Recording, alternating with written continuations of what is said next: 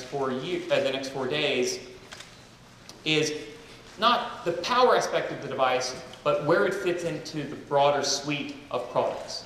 So to what degree does it substitute for other products, and to what degree does it offer a very unique experience? Now again, think back just 18 months when some of the first tablets started to enter the market. One of the big concerns frequently written about was that they didn't offer a differentiated experience. All they did was change one thing, and was the real estate. And what we've seen, look at last year where roughly 50 million units worldwide shipped for the tablet category. You can see that it was a sufficient differentiation for most consumers, for that segment of consumers who were looking for something just a little bit different. So these devices don't need to be completely radically different than what's already out in the marketplace, as long as they're offering a somewhat differentiated experience and they scale the right things for consumers.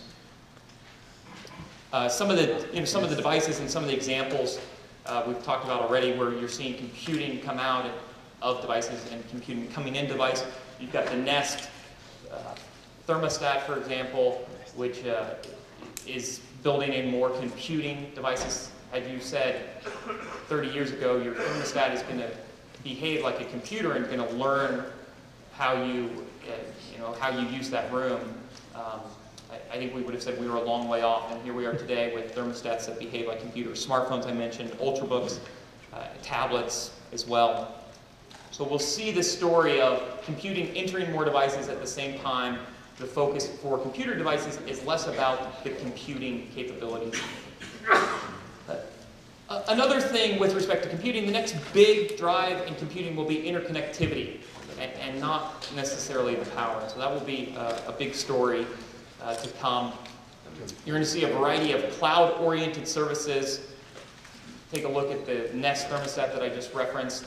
The ability to access that information when you're remote, on your smartphone in another room, on a tablet in another room, from outside your home.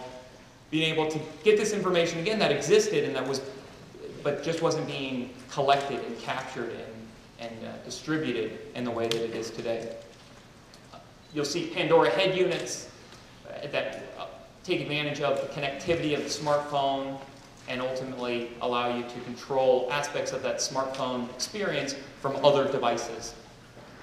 Wireless audio will be a big theme over the next 4 or 5 days, not just with respect to AirPlay, but with respect to other devices. So I pulled a headphone example, and we'll see more examples over the next few days of that. And then from Verizon and Dish, I expect to see a focus on a real media server experience where you're distributing content, not just throughout the home, but to other devices. Of course, Dish can take advantage and leverage their Sling Media assets, allow you to take content from one location and distribute it to a variety of devices, regardless of their location.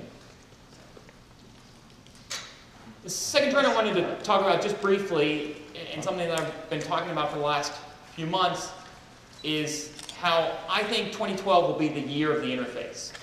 If you take a look back, for example, at the smart TVs, connected TVs, over the last few years when we've seen those devices exhibited at CES, they would typically show on those devices web properties like Twitter, Facebook, email, and I've said on countless occasions, for anyone who's ever actually checked email on a 55-inch television, they know it's a very bad experience. It's not a very user-friendly experience. And I think the manufacturers were showing these properties because they wanted to convey that they were connected. So consumers could immediately connect the dots and say, okay, I can see email, that means it's connected. Now what else can I do with it? And I think that now is the focus. As we move into a world where in places like the US, nearly half of all TVs will be connected, the next focus will be on that internet-enabled experience. And so the interface will become the key focus and the key attributes that we'll see. One of the things I wrote here is as technology becomes more omnipresent, as it becomes more pervasive, we're going to see it step to the background as opposed to the foreground. And so people talk to me about the home of the future, and to me the home of the future is going to look like a lot like the home of the past, in that the technology is going to be hidden from the end user. It's going to be a seamless experience for the end user, as opposed to one that has all of the technology very visible to the end user. And I wanted to just walk through, I think some of these historical examples are worthwhile and help tell the story of how some of these products evolved. So here is a very early Zenith remote. And if you remember, the first remotes were tethered to the television. Literally, you would unroll a cord as you walked that remote back to your couch. The remote had just 4 or 5 buttons on it, an off button, a mute button, an adjustment button that would allow you to adjust the hues. And we took this very simple design from this original design, what I call the birth of the remote, and we did this to it. Wow. We said if 4 buttons are good, let's add 40 buttons, and let's add 400 buttons. And so we took it from its birth to complexity. And you see that in the evolution of remotes, but you also see that in the evolution of other devices. From complexity then, and once we start to understand use case scenarios, what consumers are doing with these devices, we start to focus down on simplicity. And so here, launched over the last couple of years at CES, the Harmony remotes from Logitech, tried to take that complexity and make it a very simple designed product that works seamlessly with the products that you already own. So regardless of the brand, regardless of how they spoke to each other, this device was designed to help intermediate some of that.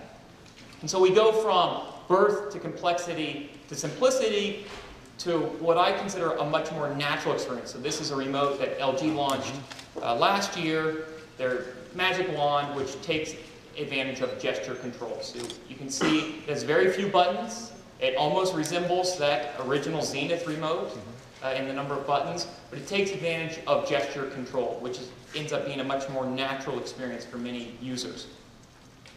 And so we have this evolution across not just remotes, but a variety of products, where we move from birth to complication to simplicity to a much more natural experience. And that is a big story with the interface. And one of the reasons why I've referred to 2012 as the year of the interface, and one of the things that you'll start to see over the next few days. So gesture control, voice control are going to start to show up in more devices. We've seen early prototypes, of course, trying to take advantage of voice and gesture.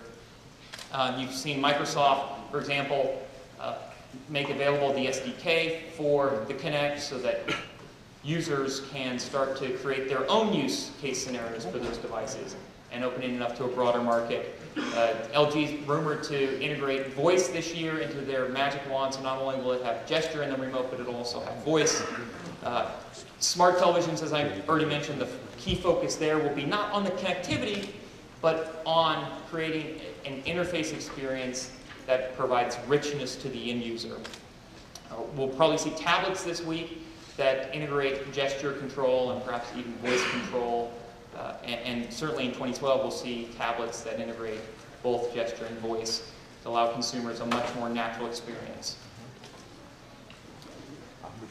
Continuing on the theme of interface, Google TV's focus has been on creating a more user-friendly interface, on taking, again, going from birth to complexity to simplicity to a much more natural experience. So they focused on, for example, search. They focused on discovery attributes within that, allowing you not just to identify what you have available in your Netflix subscription or your Hulu subscription or on your DVR or your cable subscription, but across all of your distribution possibilities, so that ultimately we can move to a world where we get universal search with respect to content.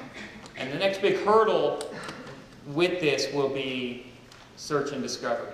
And so, and this is a big piece of what I mean by the next decade, the next decade of this digital transition. We're starting to now develop and to pull together and to organize and to capture all of these digital assets, whether it's content, whether it's whether it's music assets or video assets or other content, self-produced content. We now have all of these digital assets out there, the next big step in that digital transition is to organize them and to make them so that we can discover them, so that we can search them.